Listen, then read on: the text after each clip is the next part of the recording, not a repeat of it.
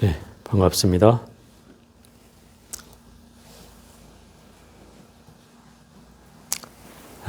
오늘은 성도절입니다. 작년에는 우리가 이 리모델링 하느라고 성도절을 그냥 건너뛰었는데 오늘 처음으로 성도절을 맞이합니다. 이 성도라고 하는 말은 그대로 글자를 풀어보면 도를 이루다. 도를 이루는 것이 바로 성도의 의미입니다. 그러면 도라는 게 무엇인가? 이 도라고 하는 말은 너무 해석이 광범위합니다. 물론 불교만 국한해서 얘기하면 간단할 수도 있는데 이게 다른 소위 유교라는 그 경전에서도 도를 얘기하고 있고 또 도가 사람들도 도를 얘기하고 있고 또 어떤 종교라 해도 도를 얘기하기도 합니다. 또 심지어는 우리 무술하는 사람들도 무슨 도 이러잖아요. 뭐 태권도, 유도 이렇게 도자를 쓴단 말이에요. 이 도자는 다 같은 의미단 말이죠. 길도자. 그래서 이 도라고 하는 게 대체 뭔가 굉장히 광범위하면서도 또 굉장히 또 깊은 의미를 담고 있는 것이 도인데 우리가 무술을 할 때 쓰는 도는 이제 무술의 길을 간다는 뜻으로서 쓰는 의미라고 하면 같은 길인데 또 이 유교나 또는 도교 또는 불교에서 쓰는 도라고 하는 말은 정신적인 영역에 가깝다. 그래서 도가에서는 이 도라고 하는 건 신선이 되는 걸 의미하고 또 유가에서는 이 도라고 하는 건 천명에 맞닿아 있어서 인간의 어떤 덕을 내세우는 의미로 또 도라고 하기도 한다. 덕이라고 하는 말은 인간의 어떤 여러분들이 유교 철학 시간에 배웠을지 모르겠는데 뭐라 그러죠? 예와 의와 이런 거 있잖아요. 5가지 덕목으로 얘기하는. 예? 인의예지신 맞아요. 그 인의예지신이라고 하는 거를 덕이라고 높게 볼 수 있다. 그러면 도라고 하는 건 유가에서는 사람으로서 가져야 되는 도리, 인간의 어떤 덕목, 이걸로서 도의 의미를 삼는다. 이런 얘기죠. 그럼 불가에서 쓰는 도는 어떤 걸까요? 이 불가에서도 이 도라는 말을 참 광범위하게 사용합니다. 간단하게 예를 들어보면 우리가 요새 배우고 있는 육조단경에서도 해능 스님이 이 도에 대해서 도시통유라 이렇게 표현해서 도라고 하는 것은 통하고 흘러야 한다. 이런 표현으로 썼어요. 또 신신명이라는 승찬 스님이 써놓은 오도송에 보면 거기에는 지도문안이라고 해서 지극한 도는 어렵지 않다. 유염간택이라. 그러니까 다만 오직 간택을 싫어할 뿐이다. 간택이란 분별한다는 뜻이에요. 분별을 싫어할 뿐이다. 단막증의 통연명백이라. 증애를 떠나면 증애라는 건 우리가 원각경에서도 배웠듯이 좋아하고 싫어하는 마음을 떠나면 명백해진다. 명백해진다. 도라고 하는 게 그 증애심을 떠나는 순간 분명해진다는 거예요. 이렇게 이제 신신명에서는 얘기하고 있어요. 그러면 과연 이 도는 무엇냐? 이걸 이제 부처님 말씀으로 우리가 좀 거슬러 봐야 될 것 같아요. 부처님 말씀에는 이 도라고 하는 것을 가장 쉽게 설명해 놓은 것이 이제 팔정도라는 것으로 설명을 해 놨어요. 팔정도. 팔정도는 8가지의 바른 길을 팔정도라고 해요.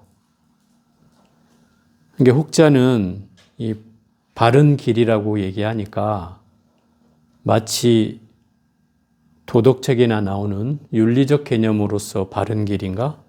라고 생각하는 사람도 있겠지만 이건 선악의 개념을 떠난 바른 길이에요. 이 바르다고 하는 말은 어디에도 치우치지 않는다는 뜻으로서 바른 길이에요. 예를 들어서 극단적인 견해를 갖는 사람들이 그 당시에 있었어요. 그래서 고향을 일삼는 사람도 있었고 선정을 통해서 쾌락을 얻고자 하는 사람도 있었어요. 근데 부처님은 그 두 가지 다 해봤지만 그것이 옳지 않다는 것을 깨우쳤어요. 그래서 나름대로 수행을 한 끝에 깨달음을 얻고 나서 부처님이 처음으로 설하신 법이 바로 사성제 팔정도라는 거예요. 그 팔정도의 첫 대목은 바로 정견이잖아요. 정견은 바르게 본다는 거예요. 불교에서는 이 바르게 본다는 것만큼 중요한 게 없어요. 모든 안목, 깨달음, 부처가 되는 일, 열반을 얻는 일, 성불을 하는 일, 성도를 하는 일, 그 모두가 다 바로 이 정견에서 나오는 거예요.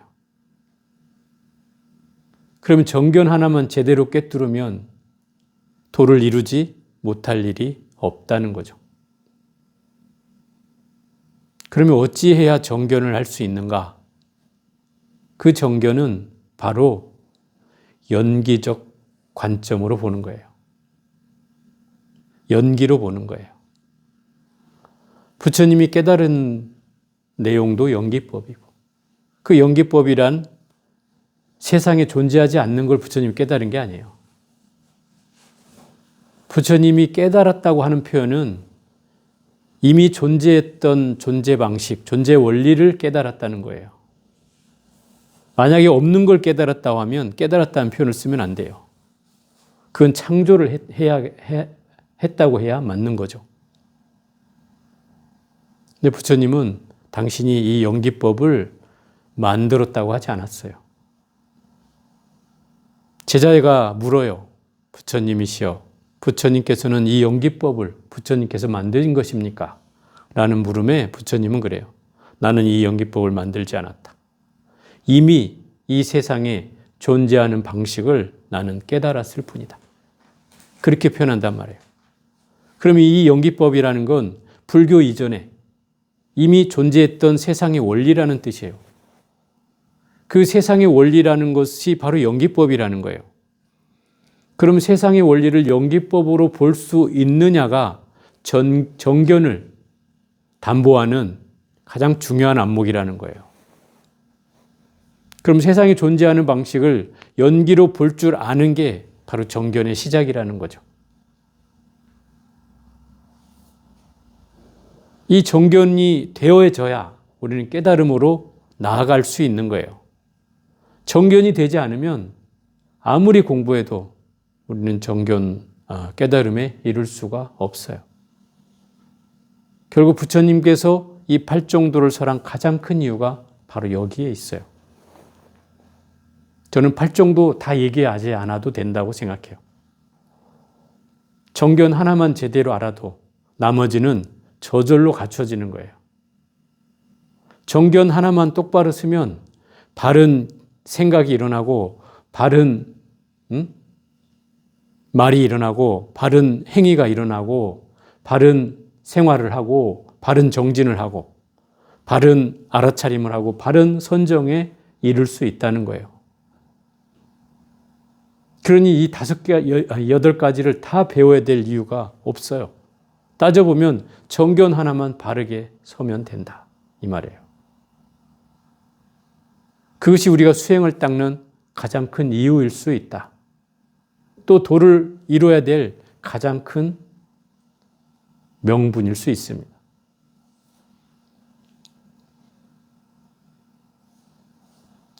또 이 절집안을 절사자, 절이라고도 하지만 어떤 사람한테 절이 왜 절입니까? 절이라고 했을까요? 이렇게 물어보면 절을 많이 해서 절이라고 한다고 이렇게 얘기하는 사람들도 있는데, 이 절이란 말은 원래 그 기원이 그 불교를 처음으로 전한 모래라고 하는 사람이 있었어요. 모래. 뭐 자갈 모래 하는 그 모래가 아니고 이름이 모래예요. 털모자에다가 예의 예자를 써가지고 모래라고 했어요. 아마 이 사람이 내가 볼 때는 우리나라 사람이 아닐 거라는 생각을 해요. 왜냐하면 우리나라에 불법을 처음으로 전하러 온 사람이니까. 그래서 모래라는 말을 보면 이미 몸에 털이 많았던 사람인 것 같다 생각이 들죠. 털모자가 이름에 들어있으니까. 또 신라불교를 전한 사람이 누구죠? 역사책에 나오는데 다 까먹었을까 봐. 이 아도화상이라는 분이에요. 아도. 그런데 옛날 국어학자들이 재밌는 표현을 써요. 아도라고 하는 말은 아두에서 온 말이다. 아두. 아두는 무슨냐면 아기 아자 머리 두자. 무슨 말이에요? 애기 머리를 하고 있는 사람이다. 스님을 그렇게 표현했다는 뜻이에요. 그때는 머리 깎고 있는 스님을 뭐라고 부를 수는 없었으니 그 아두라고 하지 않았을까. 그래 아두가 본명이 됐어요. 아두화상이라고. 또 재밌는 건 고구려 시대의 법을 전한 사람이 누구예요? 오늘 역사 공부를 하네. 묵호자라고 하는 사람이에요. 묵호자. 묵호자는 거물묵, 오랑캐오 아들 자자예요. 그 무슨 말이에요? 얼굴도 시커멓티티한 거무스름한 외국 사람이 와서 외국 사람이 와서 법을 전했다 이 소리인 거죠. 묵호자가 이름이 아니란 뜻이죠. 별명이었어요. 왜 그렇게 불렸을까요? 뭐 외국 이름을 갖다 대면 여러분 기억 못 하잖아요. 그죠? 아마 그때 당시에도 뭐라고 자기 이름을 얘기했겠지만 못 알아먹었을 거라고 보여져요. 그러니까 그냥 그 생김새대로 묵호자, 외국인, 거무티티한 외국인 이렇게 불렸다는 거죠. 마찬가지로 그 아도화상도 민머리를 한, 아기 머리를 한 스님, 아기 머리를 한 외국인 이렇게 불렸을 거라는 거죠. 그래서 절 얘기도 여기까지 갔구나. 그 모래라고 하는 사람이 그 아도화상 근처에 절이란다. 자기 집을 짓고 거기를 모래내 집이라고 했어요. 근데 그 모래라고 하는 말이 이제 국어학자들이 얘기하면 국외음화가 일어나서 그게 털레라고 하는, 털레. 모래가 털모자니까 털레라는 말로 한글로 불리게 됐고, 그 털레가 어려우니까 절 이렇게 해가지고 절이 되었다. 이런 표현을 써요. 이건 국어학자들 해석이에요. 뭐 사실인지는 모르겠지만. 그래서 절이라는 말이 되었다. 또 일견 절을 많이 해서 절이라고 하는 말도 틀린 말은 아니죠. 근데 이 절을 또 우리가 뭐라고 써요? 절사자로도 쓰지만 도량이라고도 하잖아요. 도량. 이 도량이라는 말은 돌을 닦는 터전을 도량이라고 하죠. 근데 재밌는 것은 우리 그 태권도 하는 데를 태권도장이라고 해요. 그죠? 유도하는 데는 유도장. 이렇게 쓰죠? 일대는 도장이라고 한단 말이에요. 근데 똑같은 한문이에요. 똑같은 한문인데 불교에서 읽을 땐 도량이라고 한단 말이죠. 이게 다른 거예요. 그 얘기는 무슨 얘기냐면 유형의 무술을 가리키는 장소는 도장이 맞지만 마음 공부를 하는 곳은 도장이 아니라 도량이라고 불린다는 거예요. 이게 절집 한문이에요. 이게 절집 언어죠. 그래서 마음 공부를 해가는 곳이 바로 도량이라고 불리는 거죠. 제가 이렇게 장황하게 얘기하는 것은 바로 그 도를 설명하기 위해서 그런 거예요. 그 중용에는 이 도라는 것이 잠시라도 천명을 떠나지 않는 것, 떠날 수 없는 것, 이것을 도라고 한대요. 천명이란 우리가 하늘로부터 받은 어떤 우리의 소명, 이런 것들을 말하는 거예요. 그걸 떠날 수 없는 것이 바로 도다. 또 한비자란 사람은 도는 만물의 시작이라고 얘기를 했고, 또 역경에는 한 번 음이 되고 한 번은 양이 되는 것이 도다라고 얘기를 했어요. 음양의 이치로 이루어진 게 도다. 이렇게 보는 것이 역경에서 말하는 도예요. 결국 불가에서 말하는 도는 이곳저곳에 치우치지 않고 평등해지는 거예요. 핵심적인 건 그거예요. 평등해지는 것. 평등해진다는 것은 어디에도 치우치지 않는다는 뜻이에요. 그러니까 요즘 말로 하면 세속적으로 말하면 좌나 우에 치우치지 않는 것, 진보나 보수에 치우치지 않는 것, 남자와 여자에 치우치지 않는 것, 어느 편에 서지 않는 것, 이것이 바로 중도예요. 부처님이 깨달으신 건 바로 이러한 연기법에 의한 이 중도를 깨달았다는 거예요. 결국 우리가 할 수 있는 대목은 바로 이 중도적 안목으로 세상을 바라볼 수 있는 그런 눈을 가져야 된다는 거예요. 그게 정견이고, 그 정견을 통해서 우리는 바른 수행을 해나갈 수가 있어요.